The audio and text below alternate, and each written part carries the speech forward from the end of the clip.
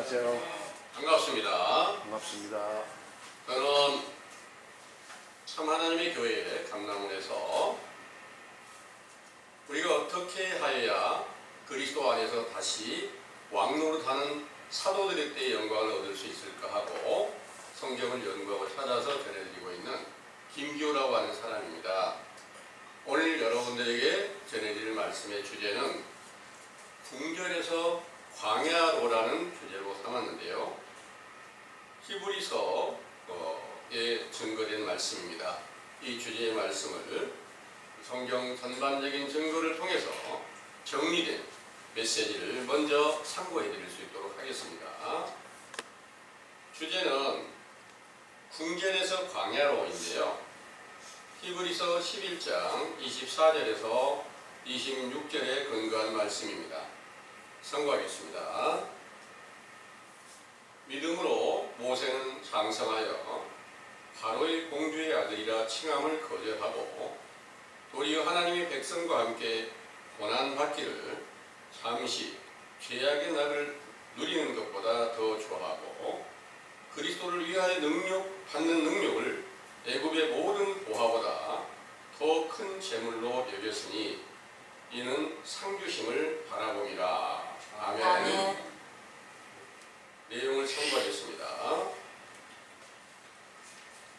만왕의 왕이신 참 하나님의 택하신 백성 유대인들이 헤롯을 왕으로 섬기며 모세의 율법을 지키며 하나님을 믿고 있었지만 요한계시록 11장 8절 영적 곧 참 하나님께서 보시기에는 소돔과 애굽으로 비유하여 주 예수 그리스도를 십자가에 못 박아 죽이는 것 같이 살인한 죄를 범하였으나 그 사실을 분별하지 못하고 애굽에서 이스라엘 백성들이 바로 왕의 종노릇한 것 같이 마귀에게 종노릇하고 있었습니다. 그들은 하나님의 심판을 받고 영원히 멸망한 상태에 있었지만 그 사실을 모르고 있을 때 요한복음 3장 16절에서 18절 그들을 다시 사랑하여 구원하시려고 독생자로 강림하시는 길을 예비하시려고 마태복음 11장 12절에서 14절 모세의 율법과 선지자의 증거로 죄를 깨닫고 회개케 하는 선지자 세례 요한을 보내어 요단강에서 제사함을 받는 물 세례를 베풀게 하셨지요. 이때 세례 요한으로부터 요단강에서 회개의 세례를 받는 제자들은 자기의 심령이 황폐한 광야처럼 된 사실을 인정하고 요한복음 1장 19절에서 23절 광야에서 외치는 자의 소리라고 자신을 낮춘 세례 요한의 제자가 되었을 때 모세가 애굽 왕궁을 떠나 자기 백성들과 함께 광야의 고난에 참여한 것과 같이 된 것입니다.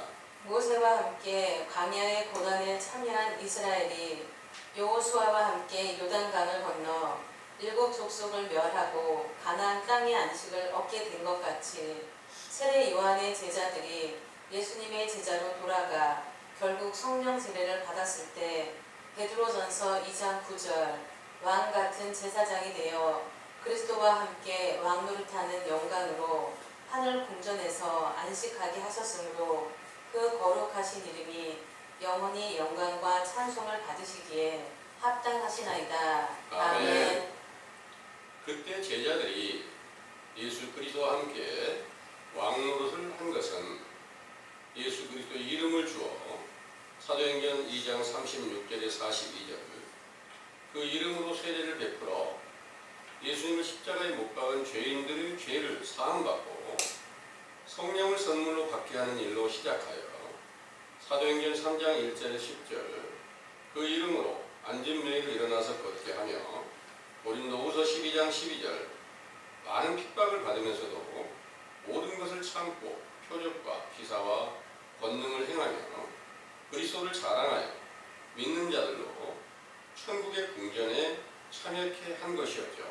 또한 계시의 정신으로 복음을 전파하며 이를 편지로 써서 성경의 편집이 되게 하여 영원한 증거가 되게 하시면서 그리스도 안에서 왕노릇하는 시대가 끝나고 데살로니가 전서 5장 1절에서 3절 밤의 도적 같은 주님의 심판의 날이 배도하여 거짓말을 만든 거짓 선지자들로 미혹되게 하는 베드로전서 4장 7절 만물의 마지막 날이 임박하였음을 예언하셨습니다. 이 만물의 마지막 날은 실제 세상 만물을 말씀하신 것이 아니라 영적인 만물, 곧 에베소서 1장 17절에서 23절 그리스도 안에 천국의 만물이 충만케 하셨던 사도의 시대가 끝나고 요한일서 4장 1절에서 6절 온 세상이 거짓 선지자의 미혹을 받아 적그리스도의 영으로 모든 영혼을 멸망시키신 것이죠. 이 마지막 날에 요한일서 2장 15절에서 19절 사도들과 함께하던 자들 중에서 세상을 사랑하는 자들이 아버지의 뜻을 온전히 순종하던 사도들을 배도하고 당을 짓고 구약의 바벨론의 터전이었던 로마의 태양신을 믿는 자들과 연합하여 천주교로 세워지게 되었고 그들의 세력이 강성하여져서 그 교리를 쫓아 연합하지 않는 신실한 제자들을 핍박하고 결국은 몰살하게 된 것입니다. 이로써 예레미야 17장 27절에 예레미야 선지자의 예언이 다시 응하여 너희가 나를 청종치 아니하고 안식일을 거룩히 아니하여 안식일에 짐을 지고 예루살렘 문으로 들어오면 내가 성문에 불을 놓아 예루살렘 궁전을 삼키게 하리라. 그 불이 꺼지지 아니하리라 하신 예언이 다시 응하여 요한계시록 21장 1절에서 7절 새 하늘과 새 땅으로 새 예루살렘 성전으로 세워진 예수 그리스도를 영접하고 거룩한 성전으로 세워지고 세상을 이긴 믿음을 받았던 성도들의 시대가 끝나고 진노의 불로 비유한 다른 복음으로 하나님과 예수 그리스도를 믿으면 고린도전서 3장 16절 성전이 된다고 하면서 온 세상에 바다 모래와 같이 많은 교인들을 모았지요. 그들에게는 요한계시록 21장 8절 두려워하는 자들과 믿지 아니하는 자들과 흉악한 자들과 살인자들과 행음자들과 술객들과 우상 숭배하는 자들과 모든 거짓말하는 자들은 불과 유황으로 타는 못에 참여하리니 이것이 둘째 사망이라 하신 말씀대로 그 영혼이 영원한 지옥 불못의 심판을 받게 하신 것입니다. 이런 일을 행하던 천주교가 서기 1500년경까지 유일하게 신구약 성경의 증거로 교인들을 모으던 중에 교황청의 타락한 현상을 목격한 마르틴 루터가 개혁하여 개신교가 세워지면서부터 오늘날에 이르기까지 수많은 교파가 세워져서 제각기 로마서 10장 9절에서 10절 네가 만일 너의 입으로 예수를 주로 시인하며 또 하나님께서 그를 죽은 자 가운데서 살리신 것을 네 마음에 믿으면 구원을 얻으리니 사람이 마음으로 믿어 의에 이르고 입으로 시인하여 구원에 이르느니라. 하신 말씀을 믿고 시인하여 구원을 얻었다고 착각하고 있지만 실상은 불의한 행실로 멸망하게 된 것은 로마서 10장 4절 8절 그리스도는 모든 믿는 자에게 의를 이루기 위하여 율법의 마침이 되시니라 하신 말씀대로 모든 성경을 완전케 하시려고 십자가로 승리하여 부활하신 말씀이 육신이 되신 예수 그리스도께서 오순절에 성령 충만함을 베풀어 주셨던 사도들에게 속사람의 생명으로 나타나셔서 성령의 열매를 맺혀주시는 증거가 없기 때문이죠. 그러므로 믿음으로 의롭다함을 얻었다면 고린도후서 13장 5절 너희가 믿음에 있는가 너희 자신을 시험하고 확증하라. 예수 그리스도께서 너희 안에 계신 줄을 너희가 스스로 알지 못하느냐. 그렇지 않으면 너희가 버리운 자니라 하신 말씀대로 그리스도가 계신다면 고린도후서 12장 12절 그의 행함으로 말씀과 권능이 사도들과 동일하게 나타내실 것이지만 그 행함이 없으므로 버려진 자가 된 것입니다. 이렇게 버려진 사실을 확실하게 깨닫게 하고 다시 찾아가기를 바라는 소망을 주신 교훈은 모세의 율법으로서 선지자 세례 요한으로부터 베푸신 물세례, 곧 회개의 세례를 받게 하신 것인데, 이는 우리가 이를 깨닫기 전에는 평강의 왕이신 그리스도와 함께 성전이 된 줄로 알고 있었으므로 그 성전은 왕이 거하시는 왕궁이며 궁전이었던 것이죠.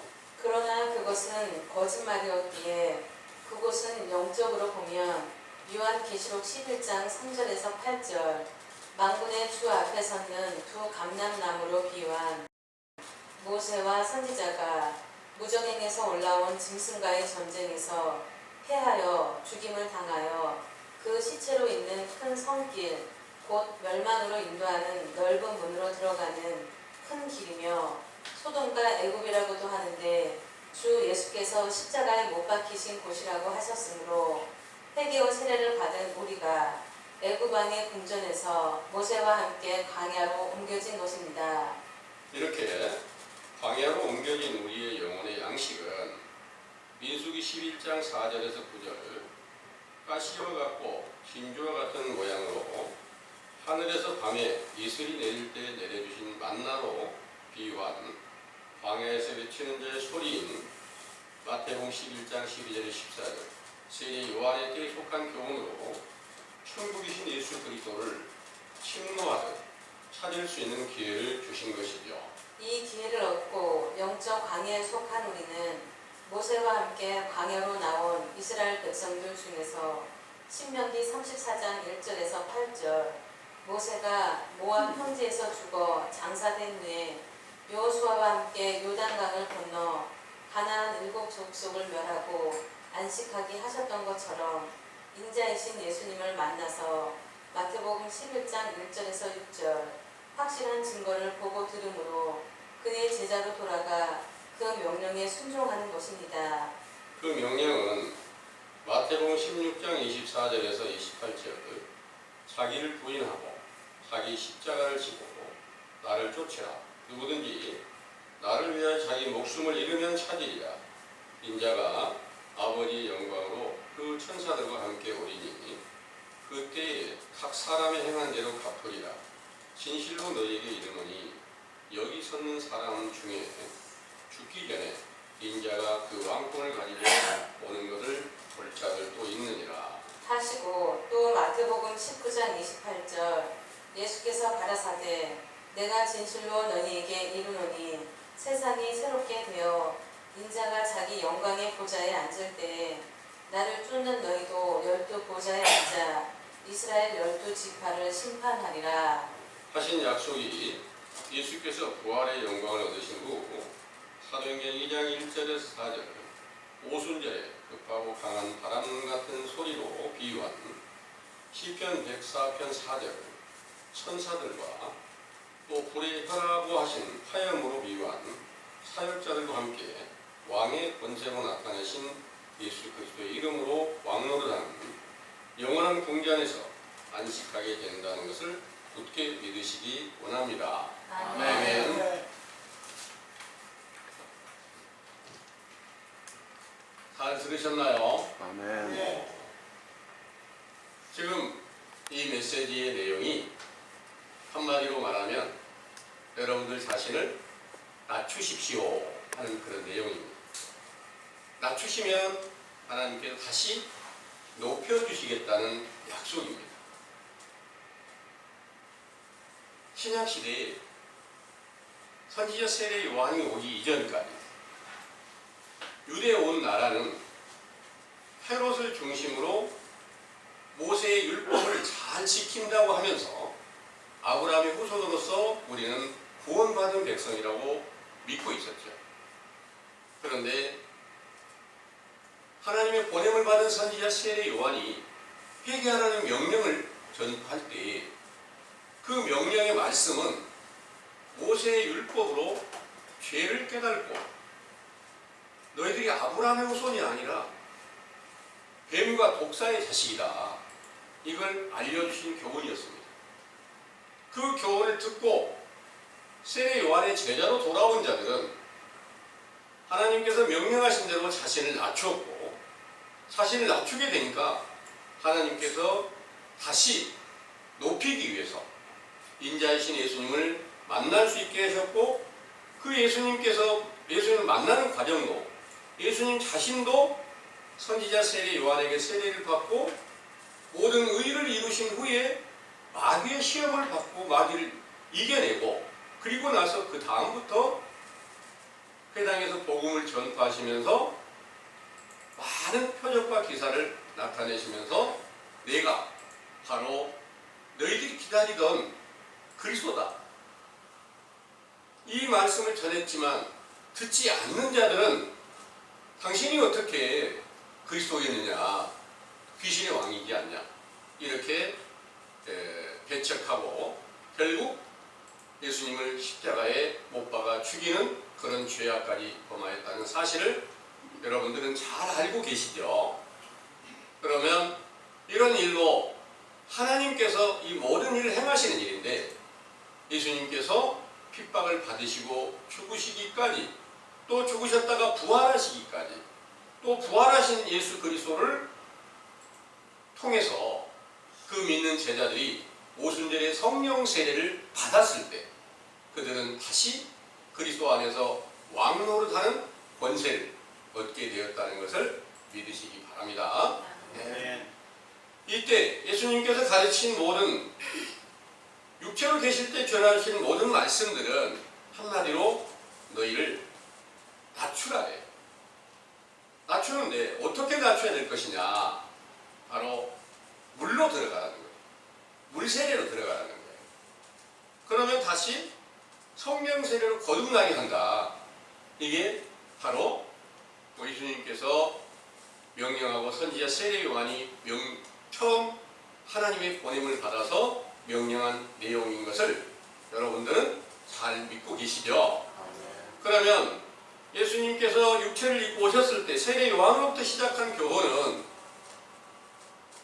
외식하는 유대인들이 우리는 하나님의 나라의 왕이신 그 하나님의 모든 백성으로 아브라함의 후손이었다고 생각했을 때, 세례 요한의 세례를 받는 자들은 가장 자신을 낮춰서 모세의 율법을 따라서 광야로 나온 자와 똑같고, 광야로 나온 자들은 선지자 세례 요한이 분명히 예수님께서 그 세례 요한에게 말씀하실 때 이는 엘리야의 심령으로 온 자다, 그리고 모든 선지자보다 나은 자다, 여자가 낳은 자 중에 가장 큰 자다 그랬는데, 그 시험하는 자들이 세례 요한에게 와서 물을 때 너 그리스도냐?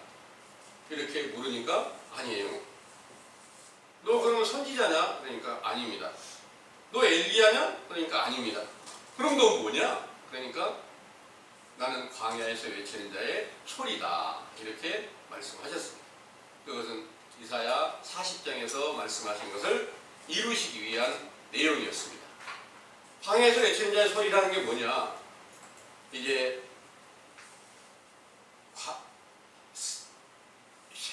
헤롯과 함께 유대 백성으로 아브라함의 후손이라고 믿고 있었던 그 분들은 사실상 자기 생각으로 나는 하나님을 잘 믿고 있고 나는 구원을 반드시 받은 백성이야, 이렇게 믿고 있을 때는 자기가 주인이고 자기 안에서 왕노릇을 하고 있습니다. 그런데 회개하라는 명령을 듣고 선지자 세례 요한의 교훈을 들었을 때 모세와 함께 광야로 나온 그 유대인들과 이스라엘 백성들과 똑같이 그 자리에 참여했다는 그런 말씀을 본 메시지로 정해드렸던 것처럼, 그 세례 요한의 회개하라는 명령을 들은 자들은 자기를 낮추어서 우리는 지금 우리의 심령이 황폐한 광야와 같아서, 광야에는 실제로 모든 짐승들도 자유롭게 활동하고 또 벌레나 모든 것들이 자유롭게 활동해서 그 안에서는 뱀도 지나다니고 여러 모든 다른 영들이, 귀신의 영들이 그 안에 함께 들어가 다니고 있다는 겁니다.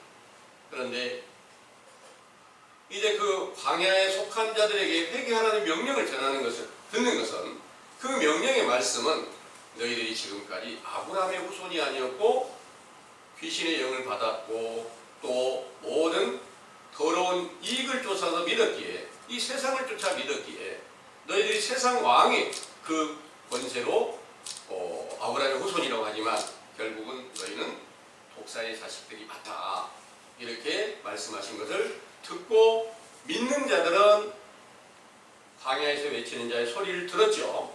그 소리를 듣는 자들은 다시 세례 요한의 증거로 내 뒤에 능력 많으신 분이 오시는데 그분은 너희들에게 성령과 불로 세례를 주실 것이다 이렇게 말씀하신 내용을 예수님께서 이루시기 위해서 오셨는데 바로 그 자리에서 예수님을 만나자마자 성령과 불로 세례를 주셨는가? 아니라는 거예요.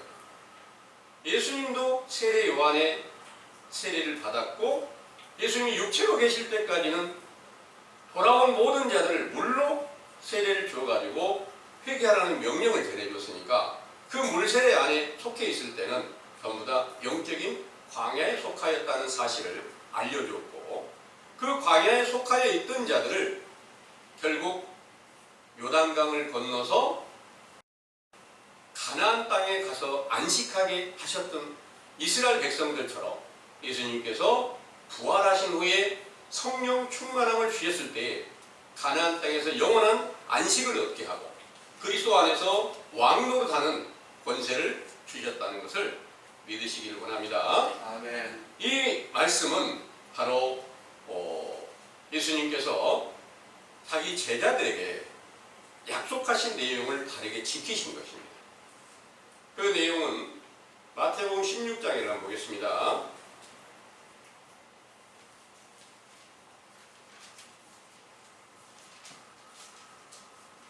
마태복음 16장에 27절에서 28절까지 한번 보겠습니다. 인자가 아버지의 영광으로 그 천사들과 함께 오리니 그때 각 사람의 행한 대로 갚으리라. 진실로 너희에게 이르노니 여기 섰는 사람 중에 죽기 전에 인자가 그 왕권을 가지고 오는 것을 볼 자들도 있느니라. 아멘. 인자가 아버지의 영광으로 그 천사들과 함께 오리니 그때 각 사람이 행한 대로 갚으리라 하셨습니다. 누구에게 약속인가 하면 그때 제자들에게 약속한 거예요. 그리고 진실로 너에게 이르는 여기 섰는 사람 중에 제자들이죠. 제자들 중에 제자들이 죽기 전에 인자가 그 왕권을 가지고 오는 것을 볼 자들도 있느니라 하는데 이 왕권을 가지고 온 것을 본 자들에게 그 제자들을 왕의 권세를 가지게 하시는 거예요. 이 내용은 이제 마태복음 19장 28절의 말씀입니다. 읽어보겠습니다. 마태복음 19장 28절입니다. 예수께서 가라사대 내가 진실로 너희에게 이르노니 세상이 새롭게 되어 인자가 자기 영광의 보좌에 앉을 때 나를 쫓는 너희도 12 보좌에 앉아 이스라엘 12지파를 심판하리라. 아멘. 인자가 자기 영광의 보좌에 앉을 때를 가리켜서 여기에 예수께서 가라사대 내가 진실로 너희에게 이르노니 세상이 새롭게 되어 인자가 자기 영광의 보좌에 앉을 때 이 내용과 똑같은데 인자가 자기 영광의 보좌에 앉은 것과 세상이 새롭게 된 것과 이렇게 낱말을 보면 다르잖아요. 다르다 보니까 오늘날 이 성경을 상고하고 있는 분들이 아직 그런 일이 안 이루어졌어. 왜? 세상이 언제 새롭게 됐느냐. 이렇게 보고 있는 거예요. 안 이루어졌다는 거예요. 근데 이 약속이 사도들이 한 약속이에요. 내가 너희들을 12 보좌에 앉아서 그 보좌가 뭐냐? 왕이 앉은 자리단 말이에요. 너희들 왕이 되게 해서 12지파를 심판하게 하겠다. 이 약속이었습니다. 근데 이 약속이 사도들에게 안 지켰으면 성경은 전부 다 거짓말이 된 거 맞잖아요. 그 약속이 지켜졌으면 당연히 오늘날도 우리가 그 자리를 찾으면 그분을 만나면 그 약속이 지켜질 것이지만 그 약속이 그때 사도들에게 지키지 않았으면 우리에게도 약속 지키신 증거를 찾을 수가 없다는 겁니다. 이제 여러분들은 반드시 모든 성경의 약속은 사도들에게 완전하게 지켜졌다는 사실을 믿으시기 원합니다. 이 일이 세상이 어떻게 새롭게 되었을까? 실제로 세상이 있으면 영적 세상이 있다는 그런 말씀입니다. 영적 세상은 어떤 것이냐? 바로 하나님께서 주신 아버지의 모든 말씀대로 이 세상에다가 하나님 나라를 세우는 일을 알려주신 거예요. 그런데 하나님 나라를 이미 세웠다. 우리는 아브라함의 후손이라 생각하는 사람들은 결국 그 길을 따르지 못했고 믿지 못했고 결국 그들은 세상이 어떻게 새롭게 되었는지 알지 못하였지만 예수님께서 제자들에게 성령 세례를 주셨을 때 그 약속이 이렇게 이루어지는구나. 영적 세상, 곧 우리들에게도 지금 우리 심령이 있잖아요. 지금 여러분들에게 아직 황폐한 광야이기에 여러분들 안에서 그리스도가 안 나타나 계십니다. 이 사실을 알려드리고 있는 거예요. 그 사실은 영적 세상이 지금 광야가 됐다는 것이지 실제로 우리 심령이 저 황폐한 사막이나 광야처럼 되어 있는 건 아니잖아요. 영적 세상이다 그 말이에요. 이 영적 세상에 속에 그리스도의 생명이 나타나면 그게 세상이 새롭게 된 것이라는 것을 믿으시기 바랍니다. 네. 과연 우리가 지금 이 말씀을 듣지만 그렇게 될 것을 확신하게 믿는다는 것은 그렇게 쉽지 않는 일입니다. 왜냐하면 사도들도 예수님께서 내가 죽었다가 다시 부활해가지고 너희들 안에서 새롭게 해가지고 너희들 왕노릇하게 할 거야. 어떻게 믿냐 말입니다. 잘 안 믿었어요. 그런데 그 일을 분명히 예수님께서 말씀하신 건 반드시 이루어질 거야 하고 믿음이 다른 모든 사람들에게 강하게 세워져 있어요. 그들이 사도였고 그들이 제자로 돌아왔어요. 그래서 그들에게 약속을 완전하게 지키신 때가 오순절에 성령 충만함을 주셨을 때라는 것을 이제 여러분들은 성경의 증거를 통해서 이미 알고 계시고 그 사실은 사도들의 때의 모든 영광으로 나타나셨다는 것을 믿으시는 것이 맞죠. 네. 그런데 그 사도들이 이제 왕노릇한 그 모든 증거가 뭐냐? 어떻게 왕노릇 했느냐? 실제로 세상 나라의 왕이 된 것은 없어요. 사도들이 실제 세상에 어느 이스라엘 나라에 그때 왕이 되거나 이런 내용이 아니다는 거예요. 실제로는 안 이루어졌어요. 근데 영적인 왕노릇한 것은 무엇을 말하느냐? 자기 안에서 그리스도가 나타나시니까. 그 그리스도가 어떻게 나타났을까? 예수 그리스도 이름으로 나타나신 거예요. 이름으로 나타나시니까 그 이름으로 죄인들이 돌아오면 바로 그 이름으로 세례를 베풀어서 죄를 사하는 권세로 성령을 받게 하는 거예요. 그럼 그게 바로 사망한 가운데서 죄의 싹수로 사망에 이르게 되었는데 사망의 생명으로 옮겨주는 일이 되고 그것은 바로 멸망한 가운데 있는 자들을 구원시키는 확실한 증거를 세워주셨단 말입니다. 왕의 권세로 죄를 사해주는 권세가 있게 하셨다는 그런 말입니다. 실제로 왕이 사형수라 할지라도 그를 사면할 수도 있는 능력을 가지고 있는 게 왕이잖아요. 그래서 사도들에게 하나님의 모든 명령을 거역한 죄, 예수님을 십자가에 못 박은 죄를 지은 자들도 돌아왔을 때 우리가 어떻게 하면 됩니까? 하고 물었을 때 그 죄를 사하는 권세를 나타냈다는 말입니다. 그 권세를 나타내면서 많은 표적과 권세를 이렇게 보여주신 겁니다.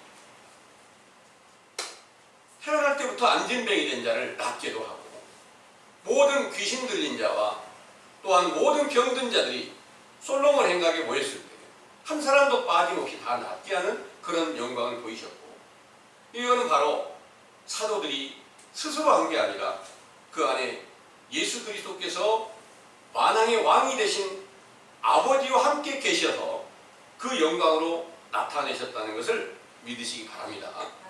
그때 비로소 사도들이 그리스도 안에서 왕노릇하는 권세를 얻었다는 것을 여러분들이 이제 잘 알고 계시죠? 그런데 그 사도들이 또 성경을 계속해서 편지를 써서 성경이 우리에게 다 편집이 돼가지고 우리에게 읽게 하시고 있는데, 그 내용 중에는 반드시 환난의 날이 다시 임하고 주께서 심판하는 날이 다시 임해서 온 세계가 다 흑암의 권세 아래로 갇혀지게 될 거다. 밤의 도적 같은 거짓 선지자들로 말미암아 심판을 받게 하시는 날이 임하게 될 것이다. 이것은 미리 구약의 선지자들에게 예언한 말씀대로 온 세계를 다 진노의 불로 멸망할 것이다, 멸망시킬 것이다 하는 그 내용이 또다시 이 세상에 임해서 하늘이 불에 타서 없어져 버리는, 소멸되어 버리는 그런 날이 임하게 된다는 그런 사도들이 예언한 말씀이 만약 이루어지지 않았다면 성경은 오늘날까지 확실하게 이루어진 증거가 없다, 이렇게 볼 수가 있어요. 그런데 오늘날 여러분들이 다른 교훈을 이렇게 전하는 분들을 이렇게 만나보시면 대한민국 교회에 다 타락했어, 이런 말씀을 하시고, 저기 오늘 오래간만에 우리 교회 예배에 참여하셨던 윤태봉 형제님이 계시는데, 그분은 참 세상에 많은 교회 중에서 신천지까지도 가보고 그 가운데 오랫동안 함께 계시면서 정말 하나님이 그 나라를 간절히 사모하고 구원을 바라고 열심히 신앙생활을 하셨어요. 그런데 그것이 잘못됐다는 것을 알게 되었고, 거기서 나오신 지 오랫동안 계속해서 성경을 연구하고 찾아서 이 복음을 전해드리려는 그런 노력을 해왔습니다. 그런데 우리 형제님께 제가 물어봤습니다. 정말 이 세상에 예수 그리스도를 영접하신 분을 만나보신 일이 있습니까? 하고 물었어요. 아직 못 만나보셨다는 거예요. 많은 분들을 찾아보시고 이제 만났고 지금도 그런 노력을 하시고 계십니다. 그런데 그러면 우리 형제님 안에는 그리스도가 계십니까? 하고 물었어요. 내 안에도 계신 것이 확실하지 않습니다. 그러면 어떻게 해야 될까요?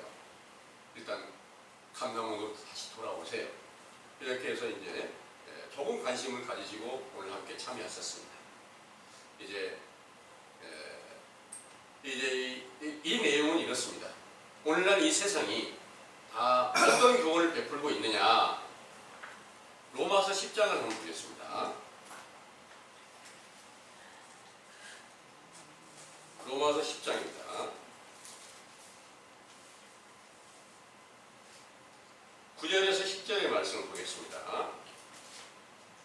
네가 만일 내 입으로 예수를 주로 시인하며 또 하나님께서 그를 죽은 자 가운데서 살리신 것을 네 마음에 믿으면 구원을 얻으리니 사람이 마음으로 믿어 의에 이르고 입으로 시인하여 구원에 이르느니라. 아멘. 자, 여기에 네가 만일 너의 입으로 예수를 주로 시인하며 또 하나님께 그를 죽은 자 가운데 살리신 것을 너의 마음에 믿으면 구원을 얻으리니 사람이 마음으로 믿어 의에 이르고 입으로 시인하여 구원에 이르느니라 하신 이 내용을 통해서 오늘날 많은 교회가 전도하는데 전도지에다가 이 말씀을 기록합니다. 그래가지고 마음으로 믿고 입술로 시인하면 구원을 얻고 의에 이릅니다 하고 전도지를 이렇게 계속 보내기에 제가 오랫동안 그 전에부터 한번 가보고 싶었는데 우리 청계천구가 우리 집 앞에 바로 세광교회라고 있어요. 근데 그 교회 목사님을 이제 지난 일요일날 잠깐 만난 일이 있습니다. 이 내용을 이제 전도지에 썼으니까 한번 물었습니다. 여기 와서 마음으로 믿고 입술로 시인하면 믿습니다 하면 구원 받습니까? 이렇게 물었어요. 그거 아니에요. 왜 그렇게 쓰셨어요? 그랬어요. 유인하려고, 사람을. 유인하려고 썼다는 거야. 사람이 돌아와야 되니까, 일단. 그럼 거짓말 아닙니까? 거짓말하면 반드시 죽인다고 하셨는데, 성경에. 왜 그런 일을 하십니까? 이렇게 물었어요. 세상이 다 그렇고 있는데, 이걸 그렇게 배웠는데, 그렇게 행하고 있는데, 이건 반드시 이렇게 될 수밖에 없어서 했습니다. 그러더라고요. 그러면 이거는 정말 우리 목사님 안에 지금까지 거짓말했다는 증거가 될 수도 있는데, 진짜 목사님 안에 그리스도가 있는 거 맞아요. 확실한 증거가 있으면 그리스도와 똑같은 행함이 따라야 될 텐데, 이 행함이 있으니까 아무 대답도 안 하시는 거예요. 그때부터 대답을 안 하시는 거예요. 그냥. 그러면 저는 지금 이 세상에 다 폐역한 것을 깨닫고, 목사님이 행하신 말씀 전하는 것처럼 그런 말씀을 듣고 아는 곳에서 말씀을 들어봤지만 그 안에 그리스도가 계신 증거를 얻지 못했기에 다시 그리스도를 찾고자 하는 노력으로 혹시 여기에 그리스도가 계신지 찾으러 왔습니다. 확실한 증거가 있으면 답을 주세요. 이렇게 말씀을 드렸는데 답을 할 수가 없어요. 못하는 거죠. 그러니까 그러면 어떻게 해야 됩니까? 목사님 구원 받으시려면 회개하라는 명령을 따라야 되잖아요. 죄를 올바르게 깨닫고 회개하라는 명령을 따라야 되지 않겠습니까? 대답을 안 하세요. 그리고 나서 제가 하는 말이, 정말 목사님의 인생에 영혼을 다시 구원받고자 원하고, 목사님께서 지금 말씀을 전할 때 듣고 있는 분들이 영혼이 죽지 않고 다시 살게 하려면, 죽이지 않으려면 회개하라는 명령을 함께 연구하고 찾아볼 수는 없을까요? 깊이 생각 좀 해볼게요. 그리고 아직 답이 없었습니다. 이런 일이 어느 교회에서든지 똑같이 전해지고 있다는 것을 알게 됐어요. 저도 그 안에서 나 그리스도를 영접했고 성령 받았고 내가 그 은혜로 살고 있고 그 말씀으로 내가 새롭게 변화되어서 그 영광으로 나는 지금 천국에 들어갑니다 하고 믿고 있었단 말입니다. 그런데 그 사실을 이제 외식하는 유대인들 중에 그 바리새인들이 행하는 것, 서기관들이 행하는 것, 율법사들이 행하는 것, 헤롯 왕이 행하는 그것과 똑같이 오늘날도 지금 이 세상에 하나님의 선한 일을 행한다고 하는 목자들이 선한 목자가 아니라 싹군 목자라는 것을 발견케 하고, 이 가운데서 어떻게 해야 참 하나님 아버지의 뜻을 따라 순종할 수 있을까? 뭘 찾아야 될까요? 성경을 더듬어 찾게 됩니다. 성경을 더듬어 찾았을 때 성경은 바로 모세로 말미암아서 정확한 증거가 있게 하십니다. 근데 모세가 죽어 있을 때가 있어요. 모세가 모압 땅에서 죽어 있다 그 말입니다. 모세가 실제로 광야에서 이렇게 40년 동안 이스라엘 백성들을 인도했지만 요단강을 건너기 전에 모압 땅에서 죽었어요. 그럼 오늘날 모압 땅은 어딜까요? 모압 땅은 어디가 모압 땅일까? 아버지의 이름을 모르는 사람들이 전부 다 영적 모압 땅입니다. 아버지의 이름을 안다는 것은 뭘까? 아버지의 이름을 안다는 것은 그리스도께서 함께 계셔서 아버지의 이름을 사도들에게 오순절날 완전하게 알게 해준 것처럼 그리스도께서 계셔야 아버지의 이름을 완전히 알게 됩니다. 예수 그리스도를 영접했다고 하면서 아버지의 이름을 모른다는 거예요. 그래서 지금 로마서 10장에 상고했던 이 말씀이 어떻게 사도들에게 응하여졌었는가 하면, 부활하신 그리스도께서 신령한 육체로 속의 새 생명으로 나타나 계시니까 마음에 있잖아요. 마음밭에 그리스도가 나타나 계시잖아요. 마음으로 믿을 수밖에 없잖아요. 나와 계시는데, 나타나 계시는데 그분이 입술의 열매를 맺혀주시는 거예요. 입을 열면 그분이 복음을 전한단 말입니다. 그러면 마음으로 믿고 입술로 시인하는 게 됐습니다. 이해되십니까? 마음으로 믿고 입술로 시인한다는 것은 속에 새 생명으로 나타나신 그리스도께서 원래는 광야와 같은 심령 땅인데 젖과 뿌리는 가나안 땅이 되게 하여 꿀같은 지혜의 말씀과 또 새 포도주로 풍성케 하는 새 언약의 말씀이 그 가운데서 풍성하게 나타난다 그 말입니다. 그 입술의 열매로 맺히는 거예요. 사도들이 표적과 기사와 권능을 행하면서 그 복음을 전하는 이런 일들이 바로 마음에 믿고 입술로 시인해서 구원을 얻고 의에 이르렀다. 그때 의인이 되는 확실한 증거를 얻었다는 그런 내용입니다. 이와 같은 의인이 존재하면 그 의인의 말씀을 듣고 따라서 순종하면 반드시 의인의 길로 갈 수 있겠죠. 그런데 사도들이 미리 예언한 것처럼 사도들 배도한 자들로 인해서 온 세계가 다 거짓에 미혹되게 될 것을 말씀하신 것이 그대로 응하여졌기에 오늘날까지 말씀을 전하는 분들 자체가 세상 다 타락해서 이렇게 말하는데 자기는 옳다고 하지만 그것은 그 옳은가 그른가는 성경의 확실한 모세 율법이 진실과 거짓을 구별해 줘야만 그걸 이제 구별하게 되는 건데, 지금 저에게 모세 율법을 통해서 확실한 증거를 통해서 네가 지금까지 그리스도 안에 있었다는 것은 거짓말이었고 왕궁에 있었다는 게 거짓말이야. 왕 같은 제사장이 됐다는 게 거짓말이야. 이 사실을 정확하게 구별하게 하는 것이 확실한 모세의 율법으로 저 자신을 먼저 궁전에 있었던 나를 광야로 옮겨주시는 일을 하셨다는 그 말씀을 드립니다. 그리고 여러분들도 함께 이 말씀을 듣고 계십니다. 이 말씀을 듣기 이전에 교회를 나가신 분도 있고 안 나가신 분도 있지만, 교회를 나가서 적어도 여기 함께 앉으신 분들은 목사다고 목사라는 명칭으로 다른 분에게 복음을 전해주고 예배를 인도하시는 분들도 계십니다. 예배를 인도하시는 분은 내 안에 그리스도가 계셔서 내가 전하는 모든 말씀들이 그리스도께서 주신 말씀이야 이렇게 전했어요. 근데 그리스도께서 주신 확실한 증거가 없고 성경과 짝을 맞춰보면 안 맞는단 말입니다. 이러면 바로 모압 땅에 모세가 죽어 있는 것과 똑같은 자리에 머물러 있었다는 것을 믿으시기를 원합니다. 아멘. 네. 이제는 모세의 율법이 여러분들이 살아있어서 진실과 거짓을 정확하게 구별해낼 수가 있어야 된다는 거죠. 구별하게 되면 제일 먼저 알려주는 게, 너는 지금 그리스도 안에 있는 그런 왕궁이 아니야. 궁전이 아니야. 너는 하나님 아버지께서 아들과 함께 계신 그 땅이 아니야. 그곳이 아니야. 너는 지금까지 뱀이 미혹을 받은 거야. 이 사실을 정확하게 알게 될 때에 비로소 궁전에서 광야로 옮겨지는 과정이 돼요.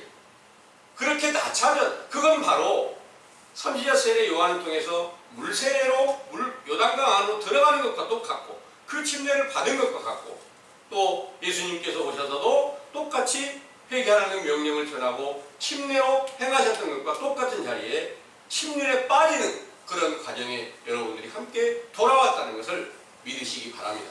아멘. 이 사실을 이제 확신하게 믿으면 분명히 성경의 모든 말씀들은 동일하게 이루어져 가야 맞습니다. 성경이 응하지 않으면 거짓말이 될 수밖에 없잖아요. 그래서 성경이 어떻게 성취되었는지 이제 여러분들이 새로운 시작으로 세례 요한의 때에 속한 교훈으로 천국이신 예수님을 간절히 찾고 구하면 그 찾고 구하는 과정을 마태복음 11장 12절에서 말씀하신 내용은 천국은 침노하는 자가 반드시 빼앗게 된다, 침노하게 된다, 이런 내용입니다. 침노하는 것이 어떻게 그럭저럭해서 침노가 되겠습니까?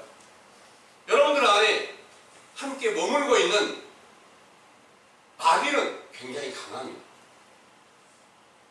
그 강한 마귀를 어떻게 쫓아낼까?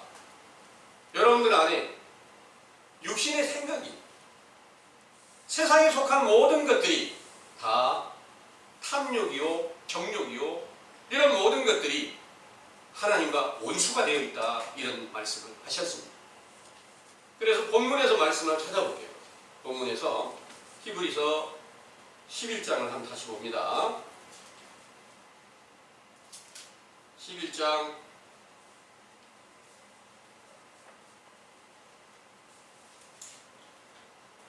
25절에 보면요. 도리어 하나님의 백성과 함께 고난받기를 잠시 죄악의 낙을 누리는 것보다 더 좋아하고 그랬습니다. 잠시 죄악의 낙을 누리는 게 뭐였을까요? 애국 왕의 궁전에서 이제 왕이 될 수 있는 그런 위치에 있어요. 그런데 그 궁전에서 왕이 되는 과정은 죄악의 낙을 누리는 것과 똑같다. 그런 내용입니다. 그러면 모세가 그러했는데 오늘날도 마찬가지로 우리가 세상에 사는 기간 동안 세상을 위해서 열심히 살아왔고 육신의 모든 정욕대로 탐욕대로 살아가는 모든 것들은 죄악의 낙을 누리는 거다. 이렇게 말씀하시고 있는 겁니다. 이제까지 죄악의 낙을 누리고 살아온 것이 맞습니다. 그런데 여러분들은 이 확실한 진리의 증거를 듣고 모세와 함께 율법과 함께 이제 광야로 나서기 위한 노력을 지금 하고 있습니다. 황폐한 광야에서 무엇을 우리가 양식으로 삼아야 될까요? 여러분들이 듣고 계신 이 말씀이 광야에서 외치는 자의 소리로 실제로 구약의 이스라엘 백성들이 광야에서 먹었던 만나와 같은데 만나의 모양은 가시도 같고 진주와도 같다. 이렇게 말씀하셨습니다. 그런데 그것이 밤에 이슬이 내릴 때만 그 만나가 내리더라 그랬어요. 이 말씀이 무슨 의미냐? 오늘날 여러분들이 어떻게 응하느냐? 여러분들이 밤이 된 사실을 알고 흑암의 권세 안에 갇혀져 있는 사실을 알고 진정으로 회개할 때 그때 비로소 만나와 같은 영적 양식이 영혼의 양식이 여러분들에게 내려지게 되는데 그것은 가시 같다는 말이 무슨 말이냐면 가시는 마음을 상하게 하는 그 식물의 일종이다. 그렇게 식물인데 가시가 식물인데 가시가 바로 마음을 상하게 한다는 그런 의미를 가지고 있어요. 여러분들이 마음을 상하게 하는 그런 교훈으로 여러분들이 깨닫게 되면 이게 이제 진짜 좋은 만나를 여러분들이 먹는 거예요. 그리고 그 모양이 또 진주와 같다 그랬어요. 진주는 반짝반짝 빛이 나면서 둥근 모양을 가지고 있잖아요. 그래서 둥근다는 것은 어떤 의미냐? 영원하다는 의미입니다.